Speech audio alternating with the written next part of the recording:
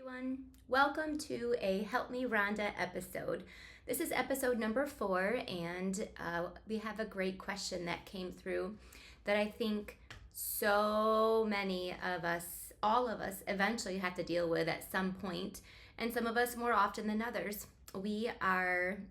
Most of us watching this are women, and so we have this little thing called hormones that fluctuate and that control a lot of our emotions sometimes.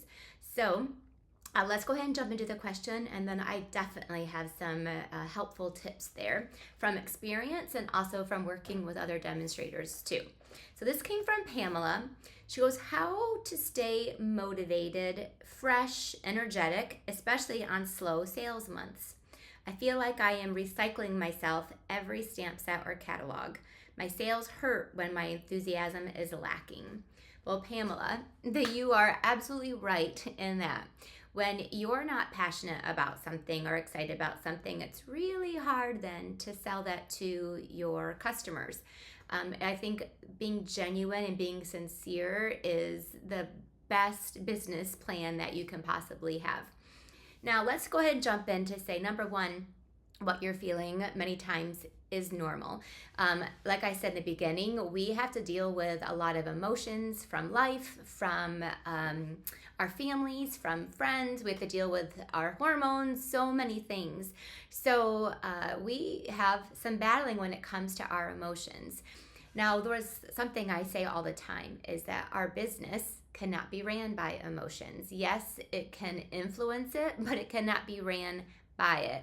We don't do classes just when we feel like it. We don't create, just when we feel like it, because it's a real crazy kind of oxymoron, if that's even a real word. But you feel creative when you're creative. But sometimes if you're not feeling creative, then you won't even take the time to get creative. So what really helps you to feel fresh and energetic is to actually play with a new product and to be inspired by it. So let me give you some solid tips that I know absolutely help. Again, number one, you are not alone. All of us deal with this same situation. And if you run a business, you've got to break out of it. Now, if it's a hobby and you're just doing it for fun, then it's not as big of a deal. But if you're trying to build a business or maintain a business, then we have to work through it. You don't have an option. And so we've got to take some steps to avoid being in this place. And then once we're there, though, we need to identify it and break out of it. So the number one thing that I believe really helps is to clean out your craft room. One of the things that I see that kills motivation, kills mojo, kills creativity more than anything is being in an overwhelming and messy workplace. So that may be as simple as taking a box and just shoving everything in there that you're not currently even if I haven't touched it in 6 months, I must not need it very bad. When my desk gets so overwhelmed that I become frozen, I literally just take the whole thing and just go take that box and kind of put it away, and then I will get back to it when I'm ready, when my brain is now functioning again and my heart is functioning the way I want it to. But a clean work surface is one of the most prevalent things that I see, or a messy one or an overwhelming one is one that bogs us down. So, and you're also saying that you feel like you are just recreating your same self. Well, maybe you're using all the same stuff, or you're stuck there because you have an overwhelming amount of older things that are surrounding you and around you. So one of the biggest tips I can tell you is to start just purging and cleaning. Get to simplicity. So then you have a surface that is inviting for you, a place where you can create that you love and want to be there, instead of one that you just shut the door and avoid because it's overwhelming to even tackle it. Now, to do this, I like to have a friend to come help me. I like to have a friend that can help me to snap out of it and just start cleaning, and then give us one day, and then that craft room will be good to go. I also like to have a friend that helps me to organize and only work with current product. So that way it is fresh, it is fun, it is energetic. So that is like the number one tip. My number two tip that is, I think, absolutely important is that you create. Now, that's easier said than done when you're not feeling creative. So when this happens to me, I find an event to attend. I find one of my team members and I will attend their events. Again, to avoid this situation, I attend all Stampin' Up's events. They're on stages, if they have a local event, monthly team meetings. Monthly team meetings are imperative. That's a big word. Imperative for you to stay motivated, fresh, and energetic. Every team meeting that I attend, my heart, my soul, and my brain are resurged. There are people, we do a show and tell table, and some of the adorable projects that people bring motivate me. Seeing the joy and the fun of our swapping motivates me. If you don't have a team meeting, you better darn well find one to attend or start your own with your own team. So monthly team meetings are imperative to the success of your team and for your brain, your heart, your soul. And again, then you can take it one step further. Find an area, a crafting retreat to go to. Find, again, your teams. I went to one of my team members' bingos a couple months ago just because I needed to get back to the basics. Why do people love coming to these? Why do I love being a part of this? And that starts to help spark the motivation. And then, oh my goodness, I have a team member. Her name is Chris Colley, and I love to go to either her. I've attended one of her events or one of her team events, and just being in her space motivates me. The samples, the displays, the happiness, the hugs, like instantly I come home with this shot of mojo. So that's number two. That's how you break out of it. That's also how you avoid it. So your monthly team meeting, I tell every person, is the most important event on your calendar every single month for you to hold and for you to attend. And you want it to be a place that is motivating and fun and fresh and energetic. So we always have, I can't afford to buy all the new products. So we all bring new products. We all bring things to share and show and do displays.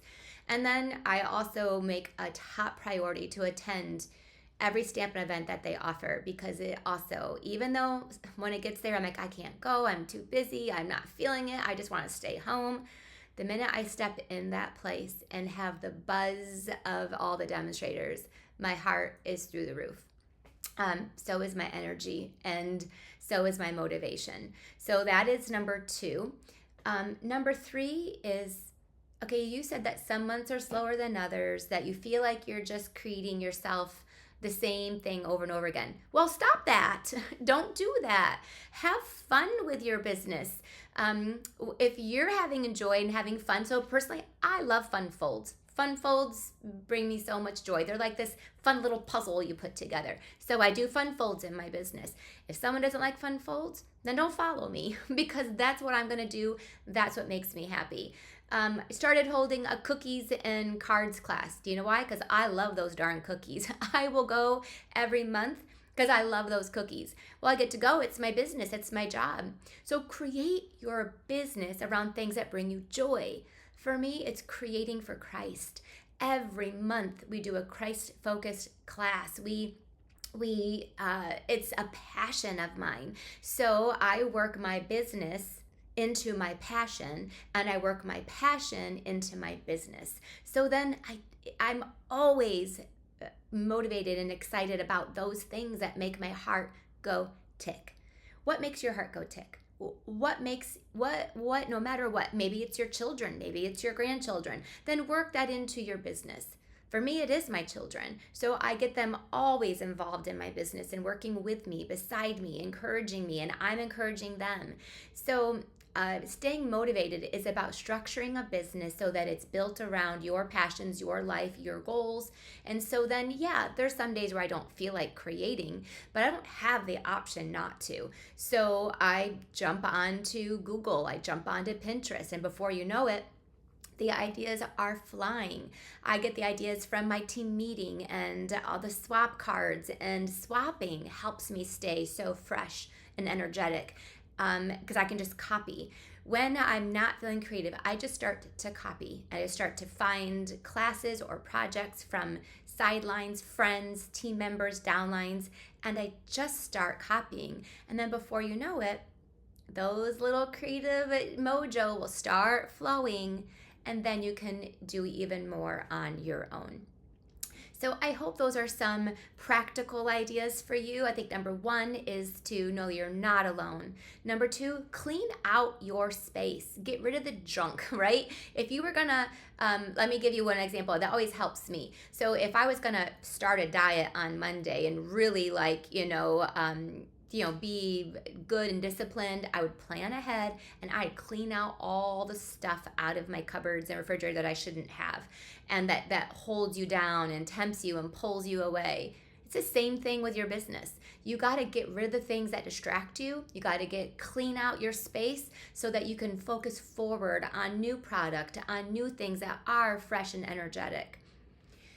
You shouldn't have months that are super slower than others. When you have a skeleton calendar, you should be running the same events every month that you run every month that are consistent, and then pop in with some fun things that make you happy.